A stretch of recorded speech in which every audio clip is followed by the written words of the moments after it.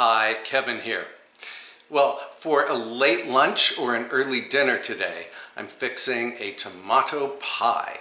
Now, I've been making the same pie for the past 10 years, and I like it because, well, first, it's really easy to do, and next, it's absolutely delicious. All right, you will need 2 perfectly ripe large tomatoes, and I did remove the core from each tomato. You will also need some salt and pepper and 7 to 10 large basil leaves. You will also need some mayonnaise, about a cup, and some cheddar cheese, also about a cup. And for the crust, you will need some canned biscuits. Now, I buy this in my supermarket, and normally for this pie I use a 7.5 ounce package, but I don't think they make that size anymore, so this is a 12 ounce package, and we will see how many biscuits we actually need for the crust. Oh, I forgot to tell you, preheat your oven to 375 degrees Fahrenheit. Okay, so I have sliced the tomatoes into 1/4-inch slices.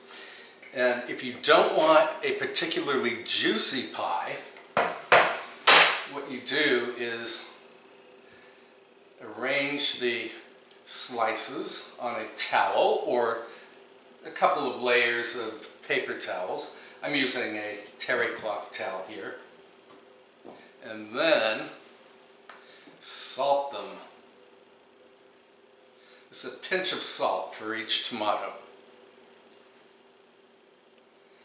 What the salt will do is encourage the tomatoes to exude their juices. So I'm going to let these sit here for about 10 minutes, and then I will come back. Actually, while the tomatoes are doing their thing, we can snip off the largest leaves from this sprig. Let's see. Yeah, my garden isn't doing particularly well this season because we've had such wacky weather, but the basil is doing well. One more leaf. You can use as much basil as you like. Then what you do is roll the slices as if you were rolling up a cigar. And then grab a knife and cut. Let's see if I can position myself so you can see. Cut the rolled up cigar crosswise into thin strips.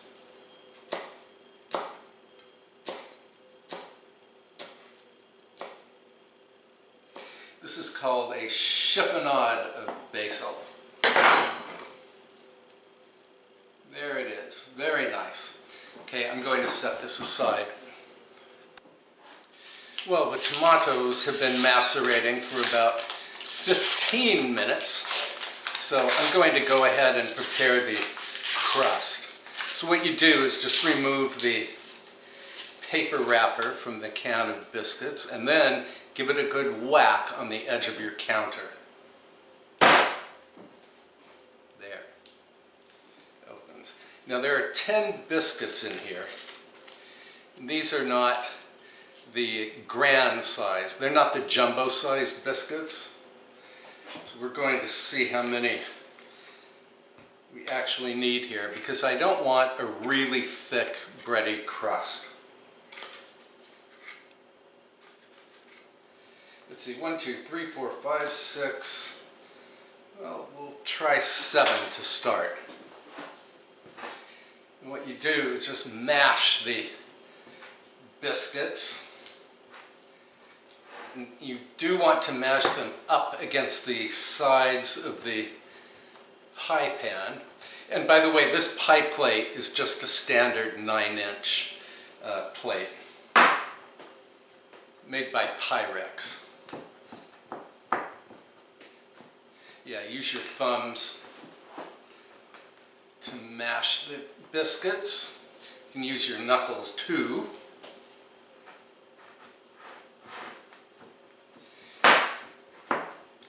And you don't have to worry if there are any little gaps in the crust, because as the biscuits cook, they will expand. That's because they have baking powder in them.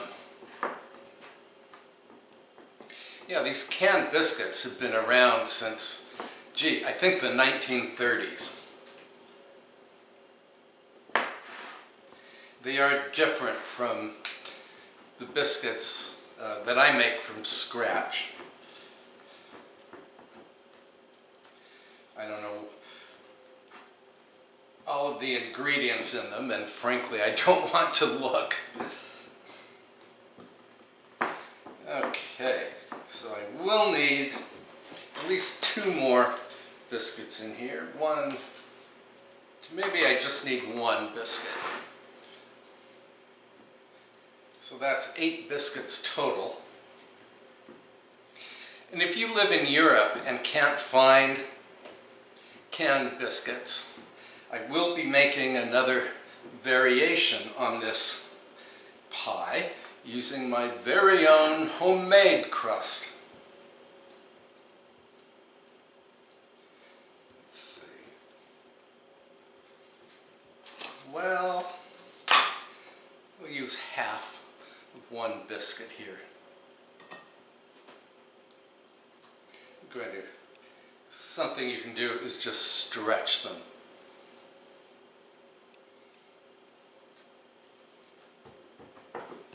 There, we have the crust.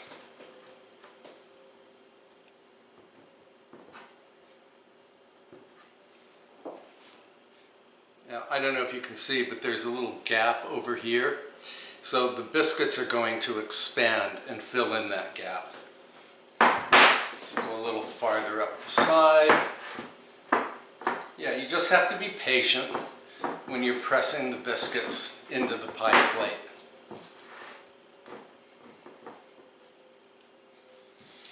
Okay, and the tomatoes, I think, are ready. So what I'm going to do is pat them with a couple of paper towels.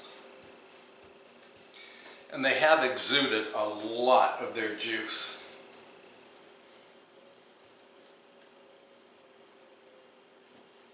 Turn these ends over. Oh yeah, this towel, the terry cloth towel, is very wet now, so a lot of juice has come out. And again, you do not have to salt the tomatoes. You'll just end up with a juicier pie. Okay, and then throw the slices into the pie plate.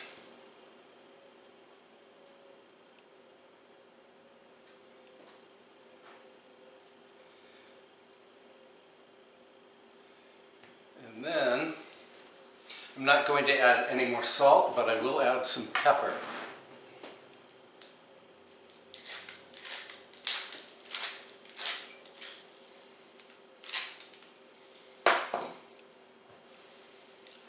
Then on goes the basil chiffonade.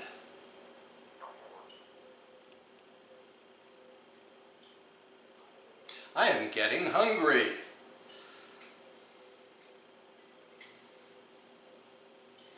All right. Then for the topping, take the mayonnaise, we center this.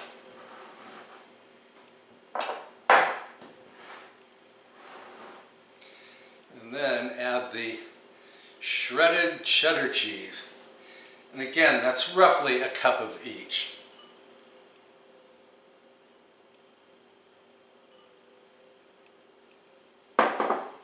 And stir them together. As I said, this is a very, very easy pie. I'm going to have the rest of the cheddar. This is sharp cheddar cheese, by the way.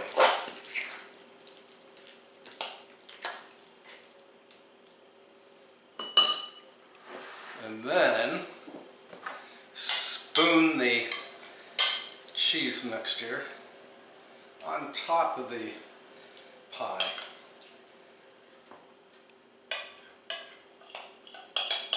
Just put some giant mayonnaise blobs on top and then spread it out with the back of a spoon.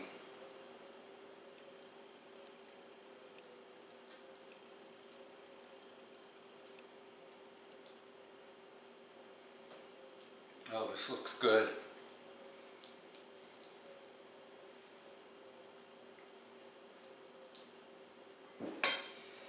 And that is it.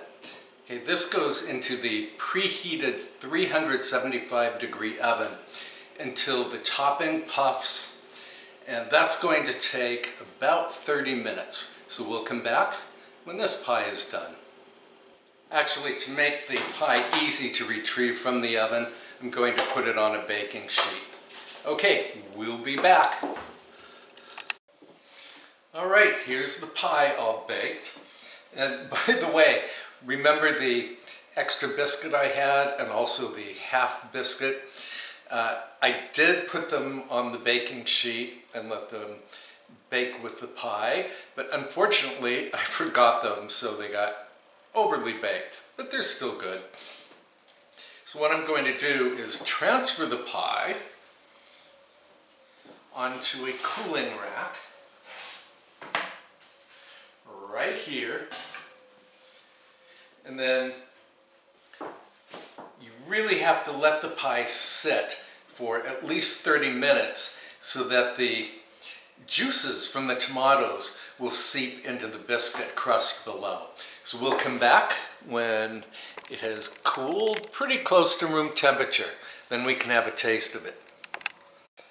Oh, and I did want to give you a close-up of the pie. So as you can see, there's some basil peeking through the topping. And here's one of the tomato slices peeking through. So it is a really beautiful pie. Okay, I wanted to show you what the pie looks like on the plate. Here it is. And of course, it smells wonderful because of the fresh tomatoes and the basil.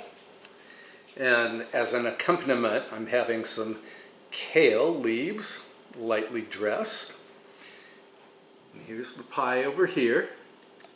Okay, it's time for a taste.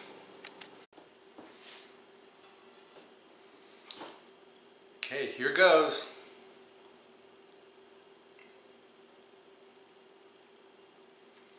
Oh, it's delicious. It always is.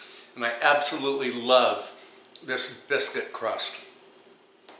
Well, I hope you will give this pie a try someday.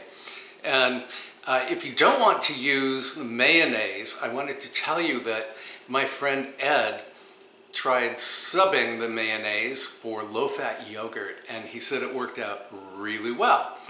So thank you so much for watching.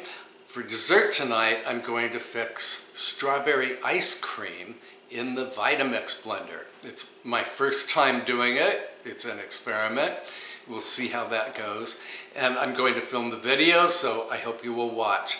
Okay, again, thanks so much for watching. I'll see you next time. Bye for now.